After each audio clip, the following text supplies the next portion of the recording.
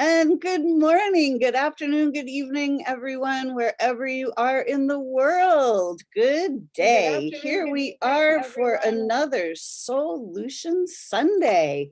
I am super excited for my guest today. My special guest is Shannon Plummer. She is a shamanic practitioner, a musician, a facilitator of remembrance. We'll have to talk to her about that, find out what that is, and so much more. So Shannon, good morning, welcome. Good morning, thanks for having me. You are welcome. I'm so excited about our topic today. Our topic is sacred medicine. And Shannon and I have met by using sacred medicine. We'll talk a little bit about that, what that is and what that means to us. But in this world, medicine has come to mean, pharmaceuticals and pills and drugs and protocols and, all kinds of things that don't actually do the healing.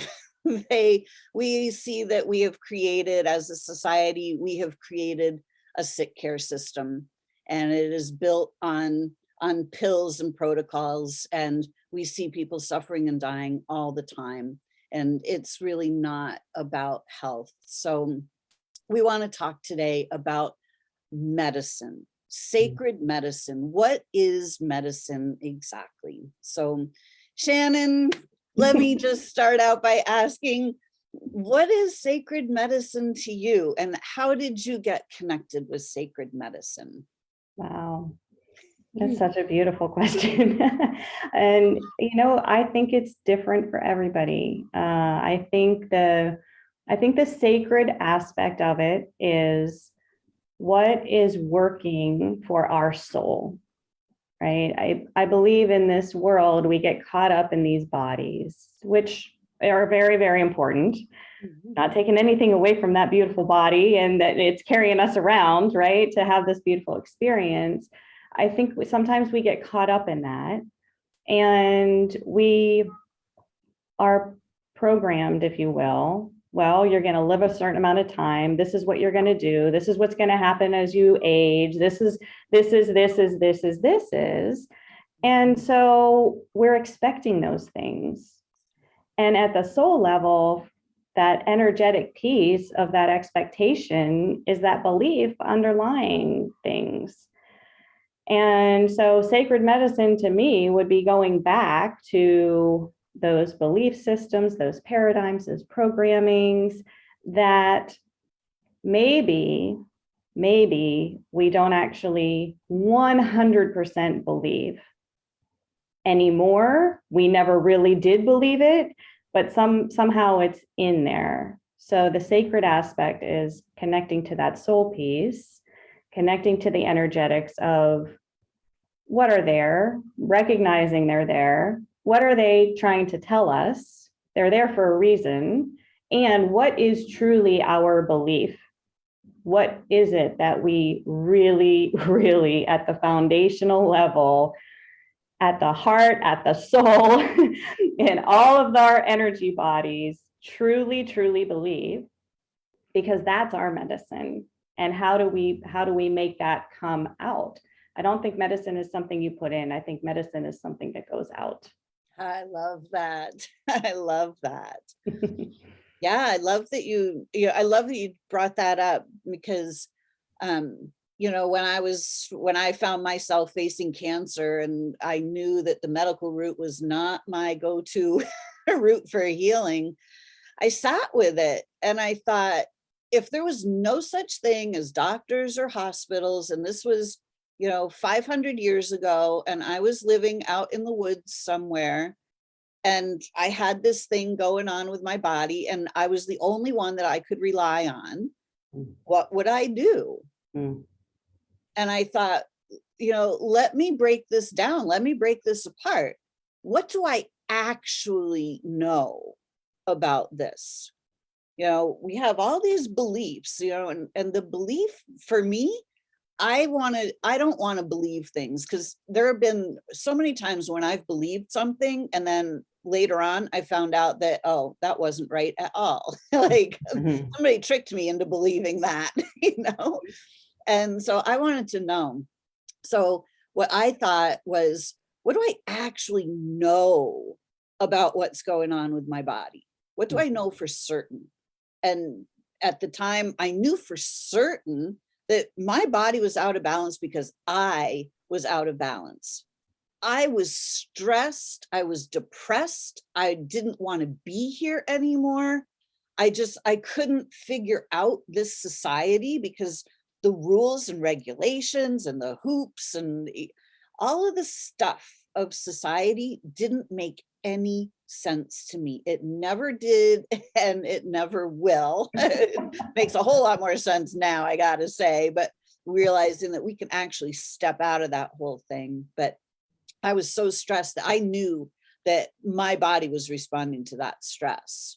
So I knew that the route to healing was for me to reconnect to my soul and clear out that stress, alleviate that stress. Mhm. Because when I could connect to my own medicine, my own soul, my body would then be safe to heal itself, because it was clear that our bodies heal themselves. Every time you break a bone, every time you sprain something, every time you get a bruise or a bump or a burn, body heals itself. It's completely obvious that our bodies are designed to heal themselves. Absolutely.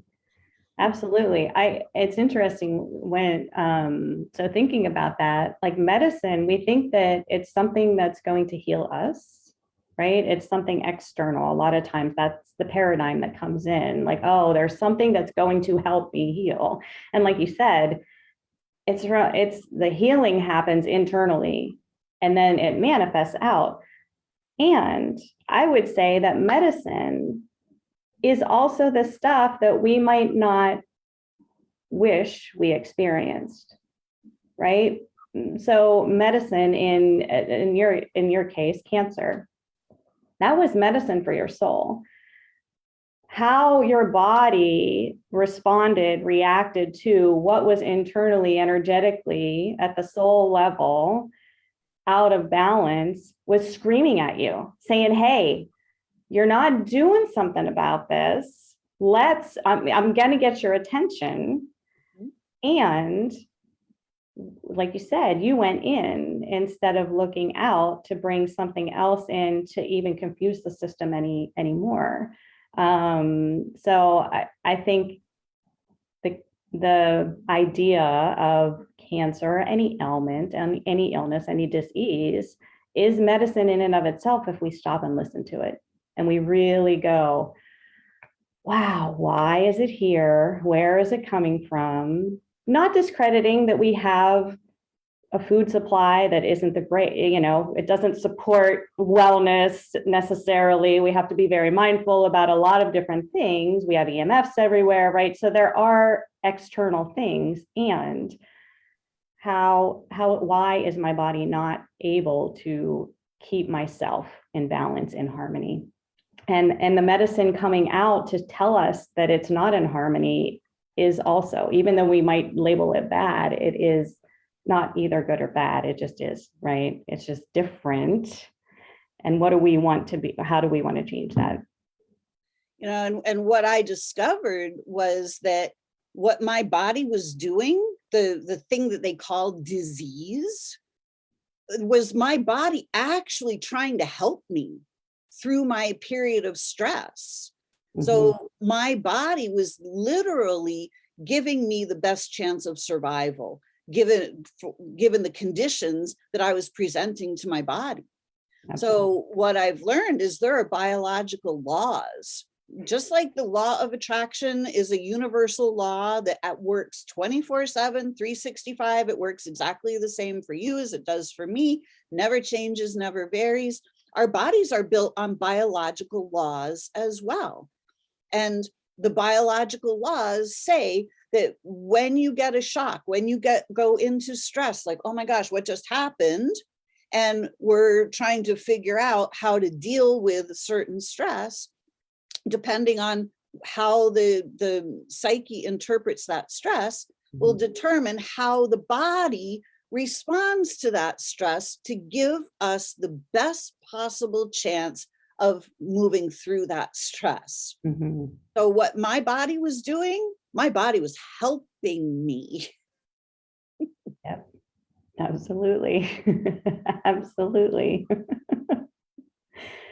So we have a whole, shift, right? It's a shift in paradigm. it is. So we have an entire sick care system that convinces us that our bodies are diseased, that there's something wrong with our bodies. And they continually create more pills and more pills for more and more diseases. And every, it's always, I don't have TV. I haven't had TV for years. I can't handle the commercials and all of that. But every once in a while, I'll go somewhere where the TV is on. So I had gone to my mom's house for Thanksgiving dinner, and she had the TV on, and every other commercial was a new pill for a new disease. Like, really? Like, we're still we still haven't figured out that how we create disease. Okay, everybody ready for this? Here's how you create a disease. Ready? Got your pen and paper? Here it is. You take some physical symptoms and you put a name on them. Ta-da! Yep. Now you have a disease. Yeah. And when you put that name, that label on those physical symptoms, a story comes with that label. It's like, oh, well, oh, this is a real doozy, this story.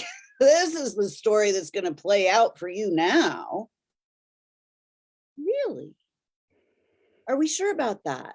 Is that the story you actually want to create? Because we're creating our own realities.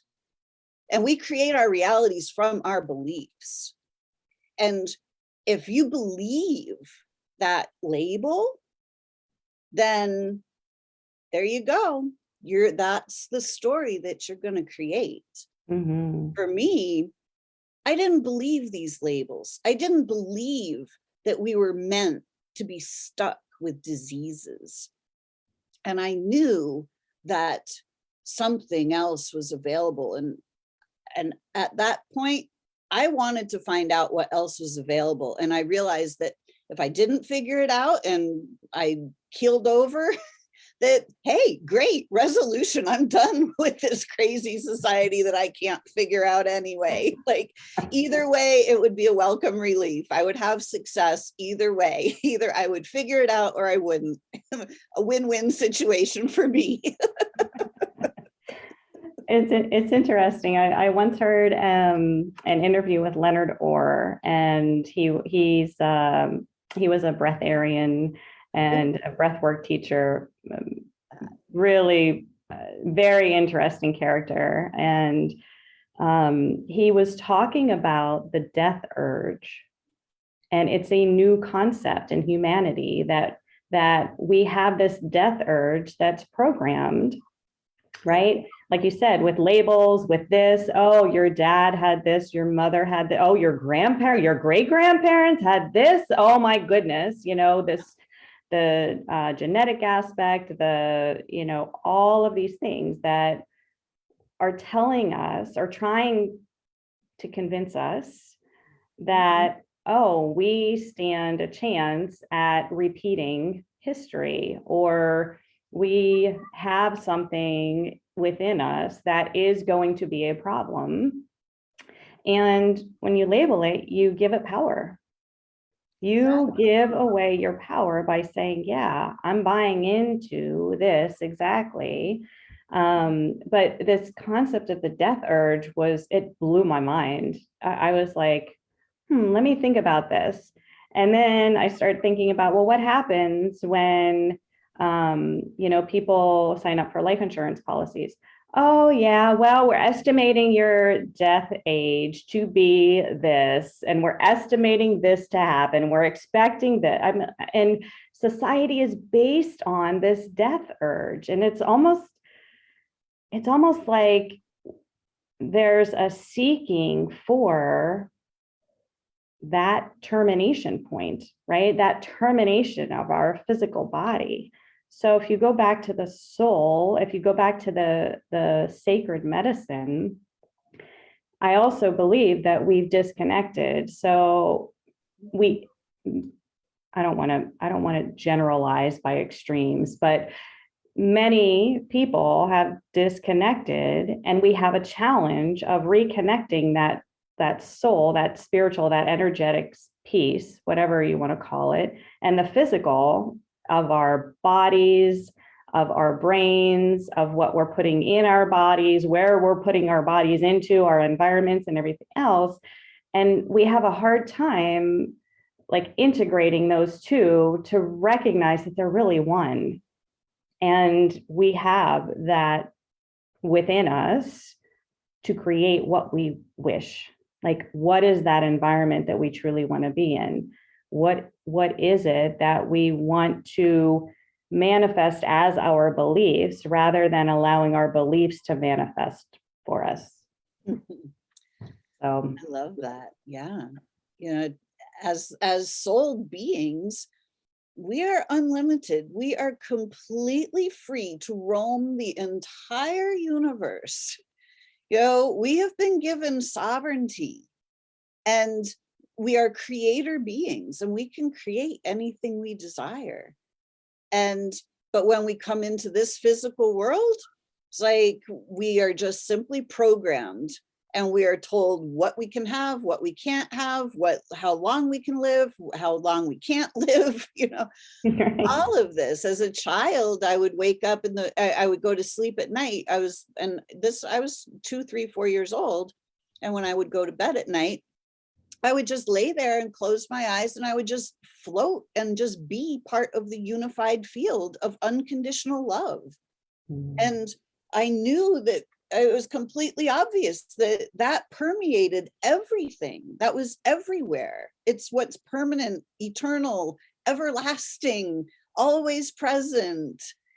And then I would look at the earth, and I would see all of this, the wars and the diseases and the crimes and the poverty and all of the suffering and pain on this planet. And I could see that humans had been disconnected from their soul. They didn't remember the space that I was in that moment. And I realized if everybody just remembered who they were, we wouldn't be in these pickle boats on the planet. We wouldn't have to go through all of this pain and suffering. And it was clear to me when I was 2 and 3 years old that our bodies are meant to live for hundreds of years. But I looked around and I thought, well, everybody's keeling over by the time they're 90. You know, if they make it to 90, that's like really a good thing. They're a great accomplishment, you know, but they can't even, they're in nursing homes, the majority of them, and they can't even function. Like, that's not living. Like, and I just looked around and I thought, well, it was clear that I was supposed to be living for at least 150 years. And then I thought, well, geez, Lisa, there must be something really wrong with you, because obviously that can't happen here on this planet. You know, little did I know that this time of awakening would happen on this planet, because there were those of us that came in with activated DNA that had actual remembrance of being connected to source. And that, you know, we're here to help awaken everybody to remember this space of unconditional love. This space is the space of actual medicine. When we reconnect to this space, the space of the soul, that is what heals everything. It's the unconditional love that is the organic living matrix, the growing medium, not the Matrix movie, but I heard the word matrix actually comes from the term mother. And matrix is literally a medium in which something grows, an environment, it grows. And when we're connected into source, the original living matrix, then everything is given to us. We have all of the nourishment we need. We have all of the comfort, all of the peace, the ease, the health, the well-being. But when we connect into this crazy society matrix that is completely artificially generated, there are rules and regulations, and you got to pay your taxes, and you got to go to school, and you got to learn all this stuff, and if you don't, then you're nothing. And all of that artificial matrix, that's the source of all of our dis-ease, because it is the anti-matrix, it's the inverted matrix. Yeah. So the medicine really comes from source, from our connection inside. Yeah, absolutely. I often, when I refer to,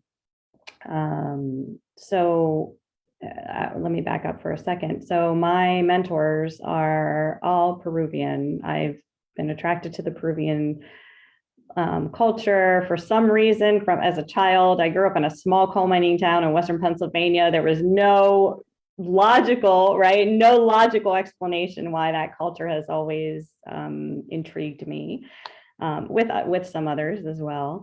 And the word Pachamama, we've come to adopt it, right? Here's where we go. We become lazy in our language. Like, what does it actually mean? And we've adopted it as another word for earth, right? And the concept of it is actually much greater. It's that maternal matrix, right? That maternal energy of the entire cosmos, that creative energy of the entire cosmos. I often describe the earth as the universal mother for us in these bodies, because yes, here we go back to one of my first statements. We get so tied up in these bodies, in our relationships, and what's happening here, right, in this form, that we forget that the universal mother gives us everything that we need for survival, energetically, right, electrically, magnetically, resource, our food supply. The earth is that universal mother. And the whole concept that you mentioned of a facilitator of remembrance goes right into what you just said. Remembering, like, my personal belief is that we are all here to remind each other exactly of those things that you just said, that who we really are, and question and be that mirror for somebody to say, yeah, so I recognize that you mentioned that this is really who you want to be. Is what's happening right now really who you want to be, how you want to be, how you want to show up for yourself, how you want to show up for others? And the packages, how we package that each individually as that mirror is different, right? And there's different ways to express that. There's different ways to hold space for people. There's different ways to witness people. There's different ways for us to be witnessed in different moments of our lives. Sometimes we resonate with a particular style, and later on we don't, right? There's a different one that comes in as we evolve and we have more awarenesses and revelations and aha moments about ourselves. But I believe we're all here to remind each other of that. That's why I like that phrase, that facilitator of remembrance, because I believe we forget, right? Through all the programming, through whatever you want to believe about where you came from before you got into this particular body and where you go afterwards. There's something that says, okay, I'm going to agree to forget it all. And yet there's the thread of truth that keeps pulling us back, that keeps helping us question, that keeps helping us go, God, I want to be a better person. Like, what's going on? God, I want to change this situation. And that drive, that desire of compassion and love and the will to be able to live from that space. So those were kind of some tying up a lot of different things that you brought up and coming back to that facilitator of remembrance.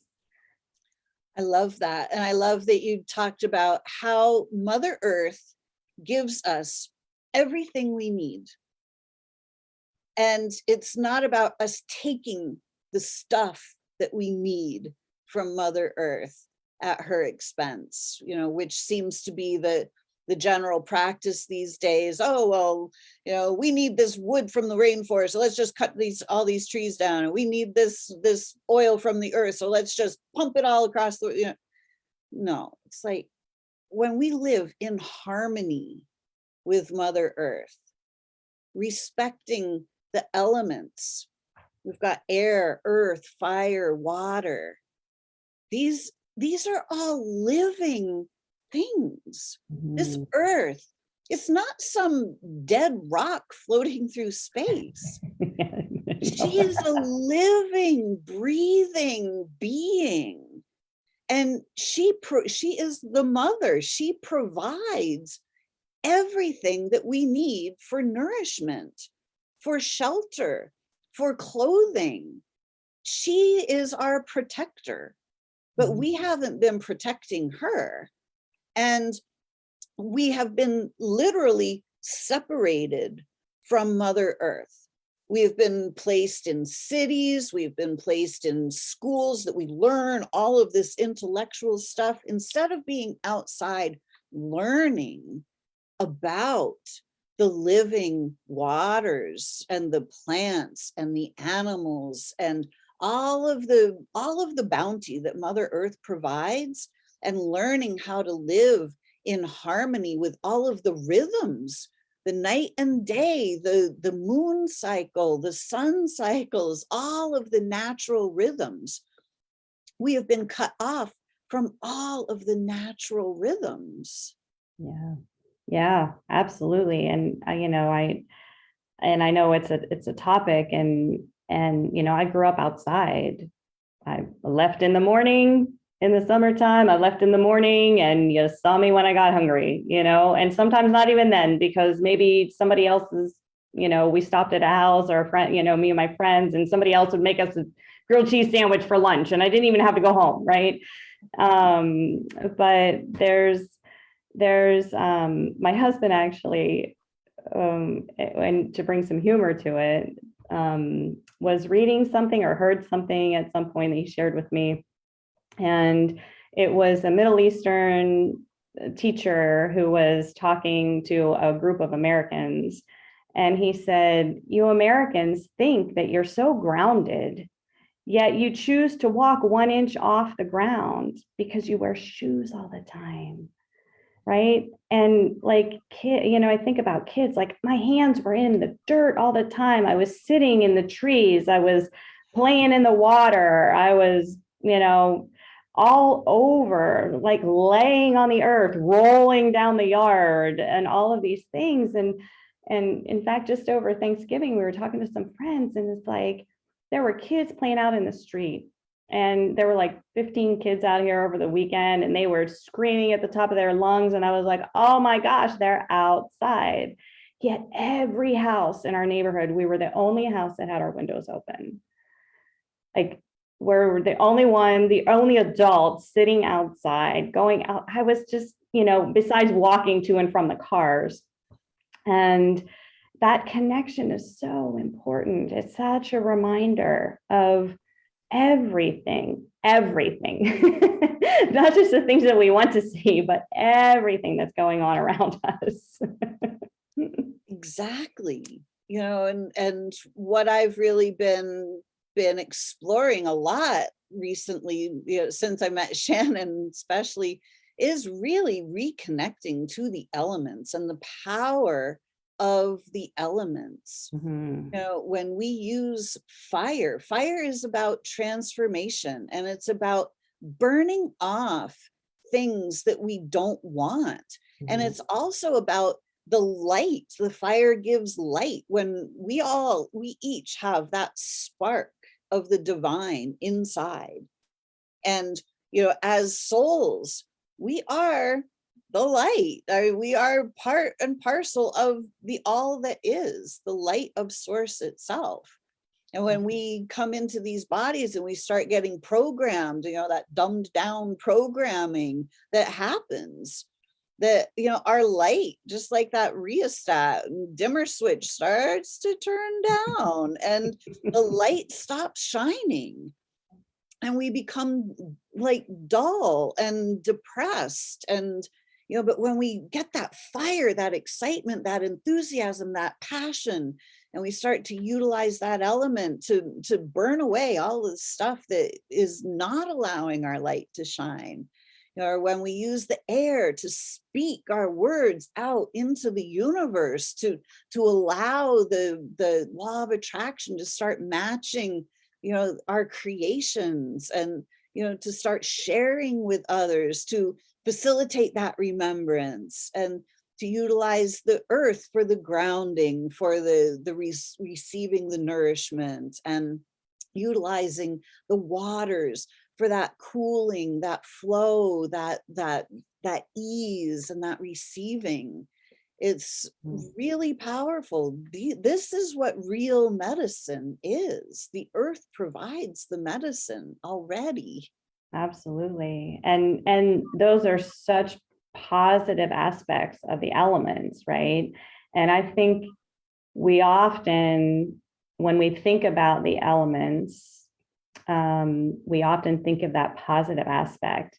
And what's the shadow side of that, right? Because there's medicine in both. It's going to go back to the beginning, right? Medicine comes internally. Yes, it's from our awarenesses and our beliefs and everything else, and the things that we might not like that come out of our bodies and our minds and our words and everything else.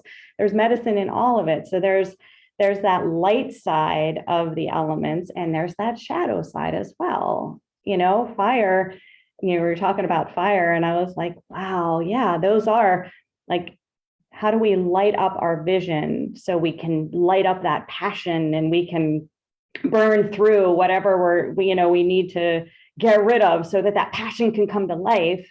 And what's the shadow side of fire? Wow, that could be reacting.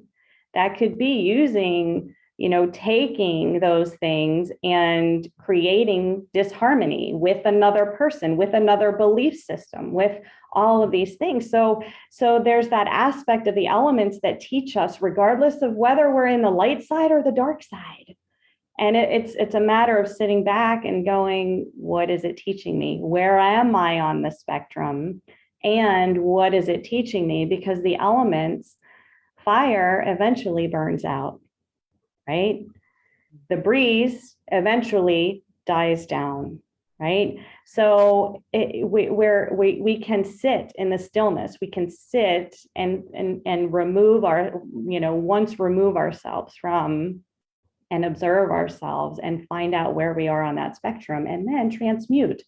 Okay, well, what am I recognizing? What are my awarenesses? And who do I want to be? How do I want to walk on this earth? How am I showing up? And how can I change it for the good of me, for the good of everybody around me? So, there's two sides to them. And we often just focus on that light side.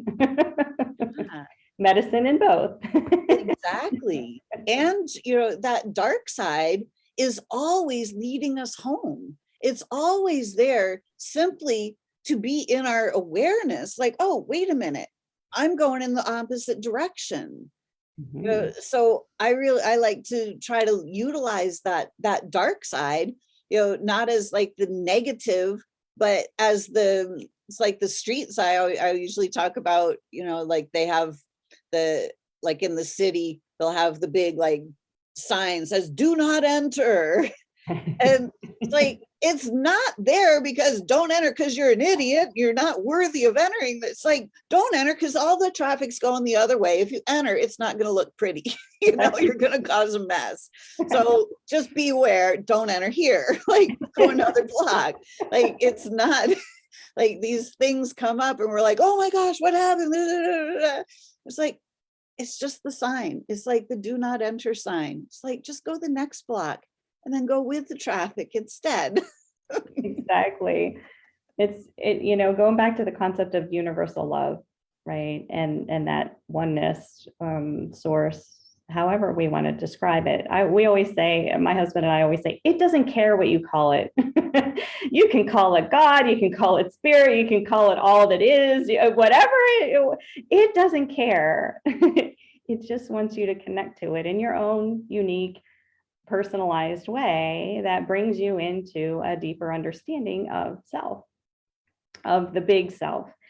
And I once heard, and it was related to intimate relationships and being in relationship with a partner, for example. And what I realized is it applies to every relationship we have with ourselves in our lives and with ourselves. And they were describing love, and they were like, that word is so charged, and we think it's so beautiful. And is love really all the rainbows and unicorns? Like, that's not what it's about. It's not about all the celebrations and just the good stuff. It's about everything. And this couple used a phrase, and it sticks with me all the time, because truly for me, this is universal love.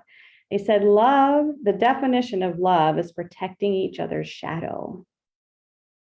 And I was right. Like, it takes a minute to go, whoa. And I thought, that's where so much of the medicine is. The medicine comes from those moments where we don't know who we are, where we're like, why am I doing this? Why am I showing up this way? Wow, that reminds me of when I was in this scenario, and it has nothing to do with you. It has everything to do with my programming, where I came from, what my experiences were. And those program us just as much as other people's ideas and influences too. And that concept of protecting my shadow, protecting somebody else's shadow. It can be your lover, it can be your friend, it can be your sibling, it can be family members, it can be colleagues, right? It can be the server at the restaurant who's having a really, really hard day, and you can just feel it, right? But that protection, it's not about calling the person out on it. It's about, how can I be a presence in this moment when I know that there might be a trigger, there might be something happening within this other person, within myself, that might be contrary to having a really positive experience in this moment, right? And not poking it, not going, oh yeah, here you go again, not being that fiery, accusatory fire, but being that fire that recognizes that the passion, there's limiting beliefs that need to be burned off. There's paradigms that need to be burned and transmuted, that the passion within you wants this person to not rise above. I don't think there's any above or below necessarily, but just rise to their full potential in this moment. And how do we protect that? How do we help other people not see that in other people? How do we protect our partner's shadow in those relationships? And I was like, that's, again, the gamut of universal love. It's not just all about the good feels. It's about that shadow side too, and how we are in that shadow moment. Yeah, beautiful. I love that. We have lots of people joining us this morning. Shannon says, in my Comanche culture, we view the elements as relatives, ancestors, and our healers. The fire, for example, teaches us to breathe properly. Mm-hmm. Love that. Beautiful. And we've got Carol and Brenda and Jackie Catherine and Delbert. My dad says, good morning, Lisa and Shannon. I noticed Shannon has an Asea Redox product on the shelf behind her. Will she talk a little bit about Asea? My dad is a huge fan of Asea. Oh, wow. I'm happy to. Just like you, Lisa, I had my own awarenesses that came through. And I always say you can label it however you want, but my body was really attacking itself. And I'm like, so I had some, what they would describe as autoimmune. Maybe it came from a tick bite. Who knows, right? The reality was my system was overloaded and was not able to push out, wasn't able to detox what it didn't want in my system. And something was happening. And I'm like, my system's attacking myself. How am I attacking myself? What are my thoughts? What the heck do I have going on in this whole matrix? And so I did use some holistic treatments to boost my immune system to kind of get my physical world into a little bit more of a harmony, but my system wasn't pushing out the toxins. So Asea was introduced to Bob as a suggestion that this might help Shannon. And it's interesting because redox molecules are naturally made in our cells, in our mitochondria, and the production of that decreases once we hit puberty, and it just decreases over time. And the molecules are really our innate healing of our physical bodies. And what helps us, a 5-year-old heal in a day from a bruise or a scrape after they fell off their bike happens very quickly. Me at 46, I fall off my bike. It's not going to be the next day that bruise or that scrape isn't there anymore, right? That's just the way. And scientists don't know yet why. We produce less and less, but we do. And so it was introduced to me to help push out all the die-off. So even though I didn't have the bugs, the spirochetes in my system anymore, my system was still carrying like all the die-off. My lymph system was just not functioning properly to push everything out. So it was introduced to me as a healing modality on the physical level. And when I jumped into the science of it and I understood it, I'm like, why would I ever stop taking it? Quite frankly, I'm like, if I know my body is producing less and less of my natural ability and my innate healing process for my physical body, I'm in. So it was a big introduction, and my husband and I both started taking it about a year and a half ago. Really dug into the science of redox, which is a fairly new science, this spring, early summer. And so we are definitely, I would say, ambassadors, stewards of the company and the product itself. So beautiful. It does the same thing. It's very interesting because it does the same thing on the physical level that we've been talking about energetically, with the elements, with connecting to the earth, and how that looks for you.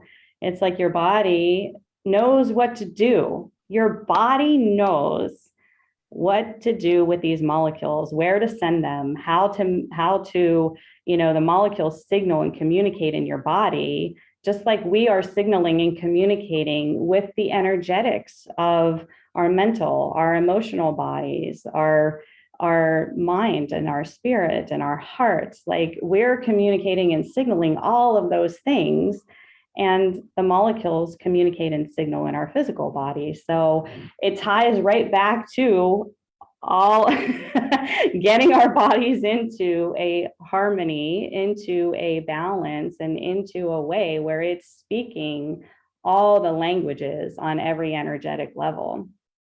Mm-hmm. Beautiful. We have Jackie Catherine says, my mother, aunt, and sister all have or had breast cancer. I was told by a doctor to have a double mastectomy as a precaution. I said, no way. I happen to like my chest last time I saw him. Good call. It's, it's really, I mean, she brings up a really great point, because the modern medical system is so based on fear. Mm-hmm. Like, oh, you should be really, really afraid, cut off your body parts so that you don't have to face that fear. Really? That's pretty extreme, you know? But I don't think that for me, that doesn't really fall under the medicine category. That falls under the really abuse category. You know, we Yeah, are taught that to abuse our bodies. yeah. I always say, testing is beautiful so that we have a sense of what's going on. It gives us information, it gives us data points.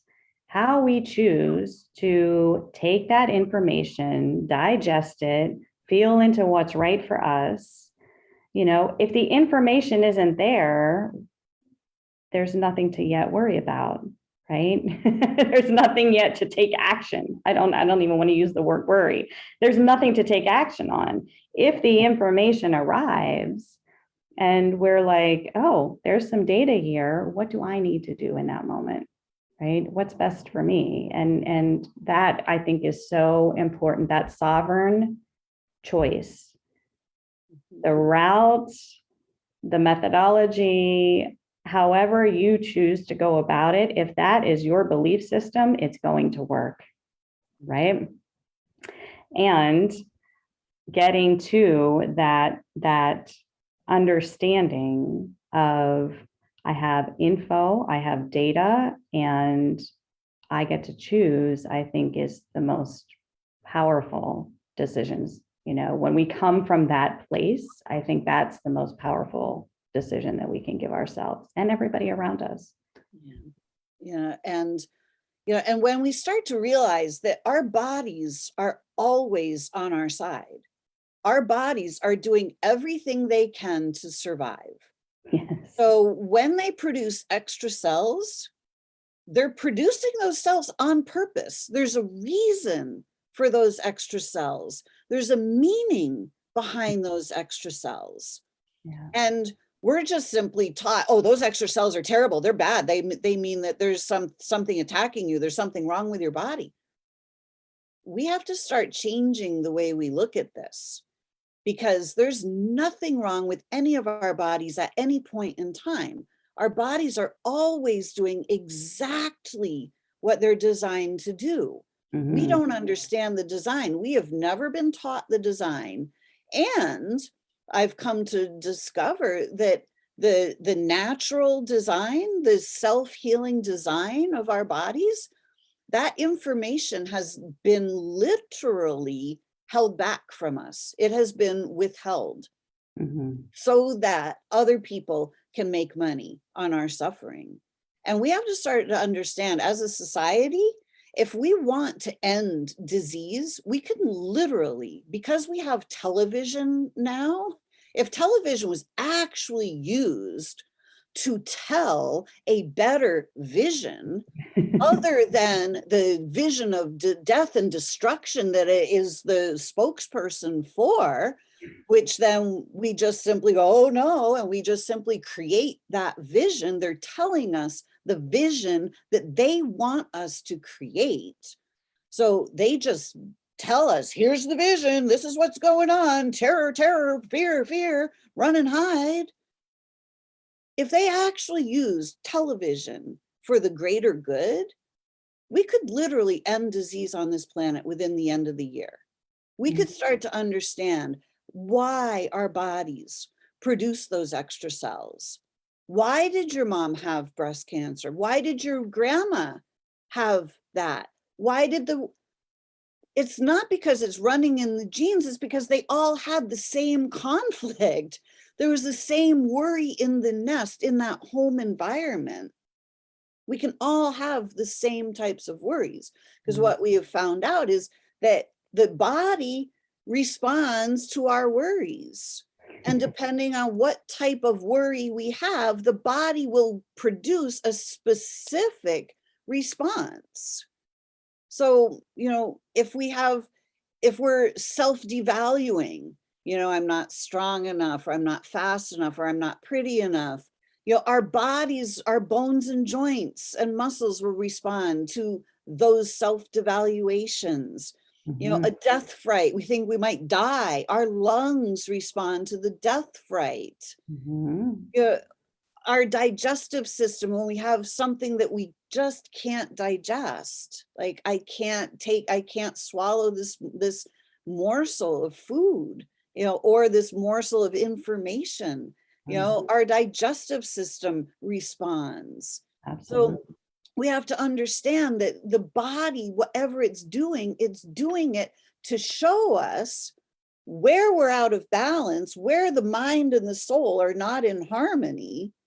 And it's showing us that it's helping us. It's there to actually help us through this situation.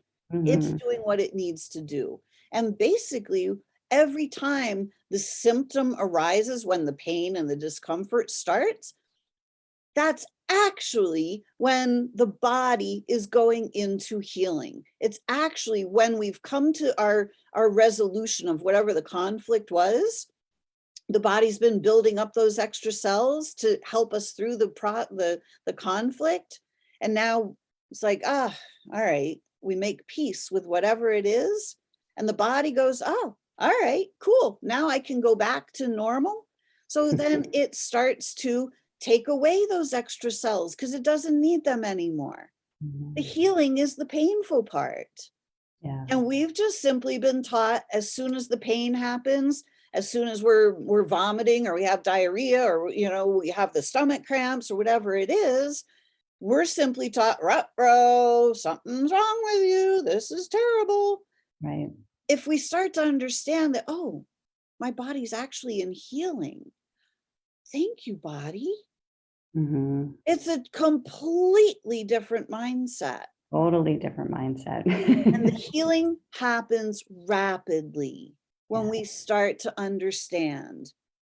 It's when we go, uh-oh, this isn't good. And we have all of this resistance and we go, oh, there's something wrong with my body. That's when the healing goes on and on and on, because the body can't complete the process. Yeah. It's again, it's that integration. We talked about that earlier. It's like, we have got to reconcile that we've got the spiritual, we've got the physical, and merging them together then is that cross point, right? It's the beautiful, beautiful harmony, and we all have, right? We all have the conflict. Like, none of us are immune to the conflict of the reconciliation of being in physical form and spiritual form at the same time on this earth. So, some of us are able to move with grace through that, and some of us are able to move with anger through that, and it's the whole, right? It's the collective of it all. And I believe that we can so relate to other people's stories. We can relate to the villain, and we can relate to the hero, right? Because they're one and the same. Because we have all of it in us, right? We have all of those understandings within us. And the moment of truth comes when we make the choice, right? Where, what energy, what intention are we going to bring? Are we going to bring the intention of the villain? Are we going to bring the intention of the hero? Because energetically, it's all the same. It's all energy. But the intention with which we focus, the intention with which we act, the intention with which we accept, we allow, we give permission to ourselves, to others, all of that is what creates that moment of that decision point, that cross point. So we carry everything. I always say everything. It's not one word, it's two words. It's everything. And so that reconciliation is that integration point. Beautiful. Jackie Catherine is asking, I'm in a major toxin detox. Which specific product do you recommend? Oh, gosh. Well, that might be an offline conversation, but I would say something that boosts your natural production of glutathione. is always the way. That's our you know, glutathione is an antioxidant. It's been such a buzzword, right? Everybody wants glutathione drips and supplements and everything. It's really, really hard for your body to process external means of glutathione. If you find something that boosts that natural production, like Asea, for example, then your body's producing it naturally and helping you detoxify, because that's what glutathione does. Beautiful. And, connecting to the water element, drinking a lot of water to allow water to flush through and clear those toxins, to be able to go out and connect in nature and literally connect to Mother Earth, speaking to Mother Earth, asking for that assistance in rebalancing the body. Our bodies are earth elementals. Yeah. And when we connect to the earth, we can ask for assistance. There are all of these elements. Yeah. The earth, the air, the fire, the water, and the fifth element, the element of love, which are all here to help us through these processes as well.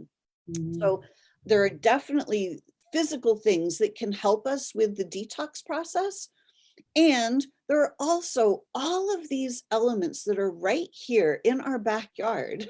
Yep. There are beautiful teas that herbal teas that help flush out toxins. You can get them right outside in your yard. Not if your yard has been chemicalized, but natural things, dandelion thing, all different kinds of things that can help us with that detox process.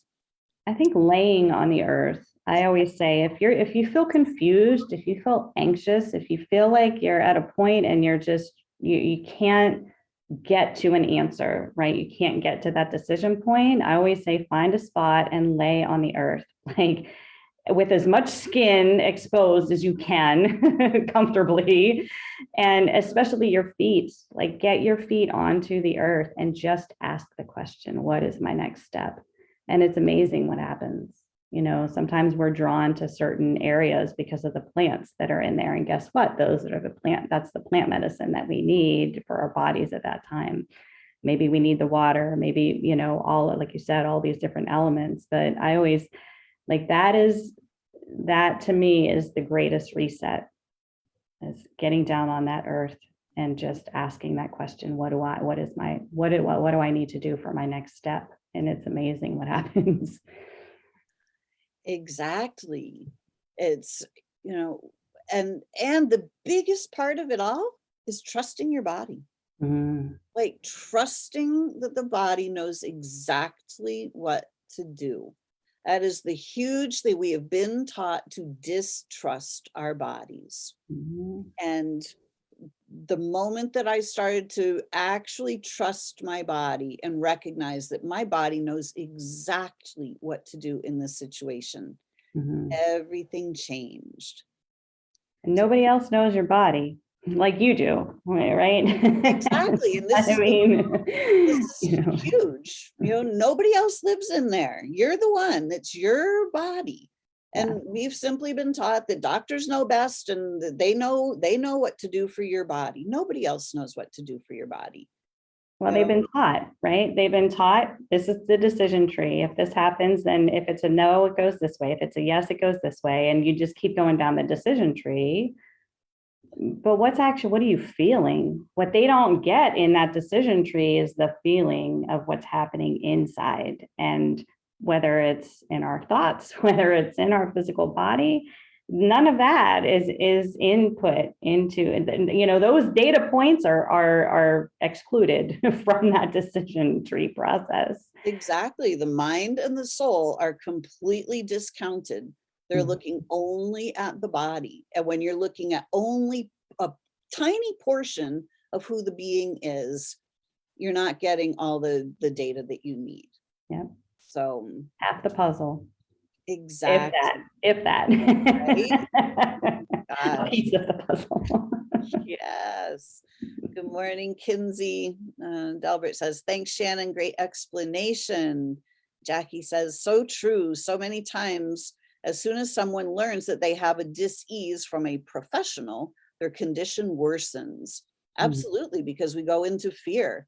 You know, that label has that whole storyline attached, like, oh, here's your future now. It's like, oh, I don't want that future. That's not the future I want. Oh my God, I'm stuck with it. Like, Well, and sometimes it's not even the doctor. Sometimes it's ourselves going on Google. Like, what is wrong with us? Google is a search engine. It's not a scientifically based anything. right? And it's not a heart-based anything either. Exactly. So, I mean, you gotta come into, yeah, your own research. And that sometimes that's energetics of yourself, not just words or something that somebody's telling you. Yeah, you know, and when we diagnose ourselves, you know, like we know something's going on and we're like, all right, like I have a pretty good idea of what's going on here.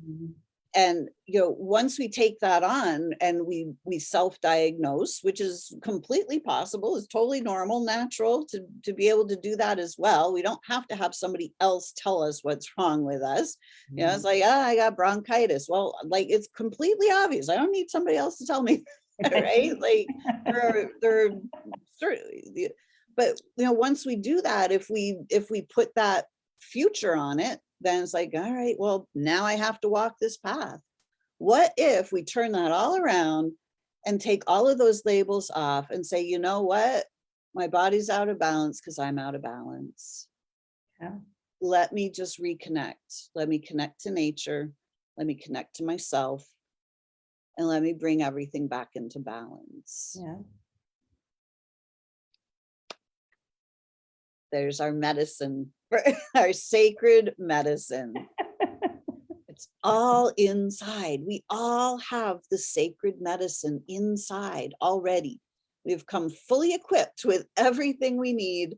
And Mother Nature, our mother, nurtures us. We are designed to be connected to the mother. You know, our umbilical cord has been cut from Mother Earth, and we're not receiving our medicine. We're not receiving the nourishment that we truly need. The ability to connect, the ability to live in harmony with the cycles, the natural rhythms and cycles, and the connection to our own selves, our own souls. So it's time to reconnect our own umbilical cords to the real mother, to the source of our true nourishment. And you know what? If we're in a place where we can't sit upon the earth, guess what? We can visualize it. We can always extend that cord.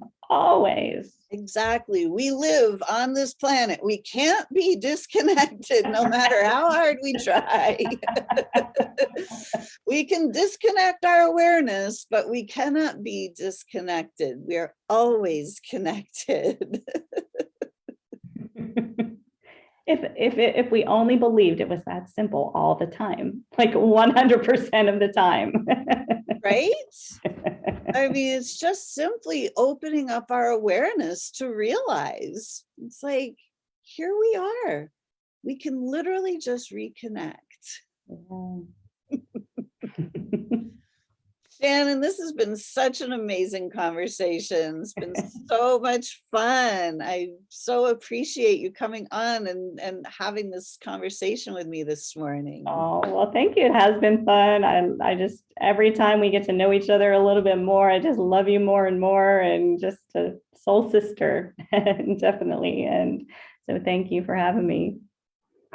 Thank you. So if people want to get in touch with you, what's the best way for them to learn more and get in touch with you? Well, there's a couple ways. I have a website that goes to my info directly. It's speakmypassion.com. Speakmypassion.com. And my husband and I do a lot together, as you know, Lisa. And we have kind of the heart, soul, mind, body level of offerings, if you will, that we both have created into some pretty nice little package. So that website that talks about everything is wherethelightgetsin.us.us, wherethelightgetsin.us. Beautiful. I just put both of those links in the chat. And if you're listening to this on YouTube, look in the show notes because the links will be there as well. Beautiful. Oh, Susan is asking, what was the supplement spoken about and the company link? So do you have an affiliate link that you can pop in the chat for us after the conversation? Yeah, I could do that. Great. Yeah. Check in, Susan, just check in this chat thread in a few minutes and Shannon will pop her link in so you can learn more about Asea and the redox molecule, all of the beautiful benefits that this company has come up with. Yeah, it's an educational process for sure. Wonderful. Well, thank you all so much. We really, oh, here, did you just pop that in the chat here? Or, here we go. I will pop this in the chat on Facebook for everybody. There we go. So Susan just checked down the thread. I just popped Shannon's other link and you'll be able to see that. Wonderful.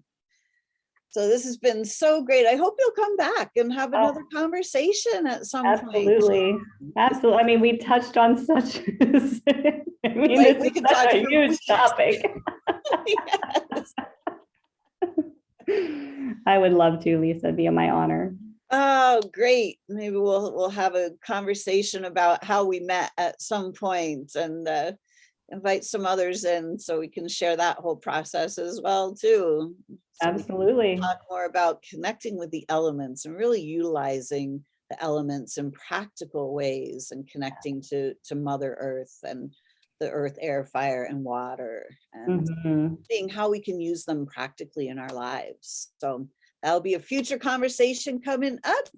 And for anybody that is looking to detox in January, I will be leading a detox with our beautiful friend, Melissa Dealey, and we will be on, Melissa and I will be in here on Solution Sunday in a couple of weeks talking about that coming up. So if anybody is looking to do a full being detox, we're going to be doing body, mind, and soul for a functional medicine detox, along with some detoxing of the thought patterns and everything that, all of those non-physical toxins, those thought patterns and energies. So that will be coming up in January. So please stay tuned for that as well. So everyone, thank you so much for joining us for another Solution Sunday. Until next week, create for yourselves a great week and get out there and connect with the earth and all of the elements. Thanks for joining us, everyone. See you next week.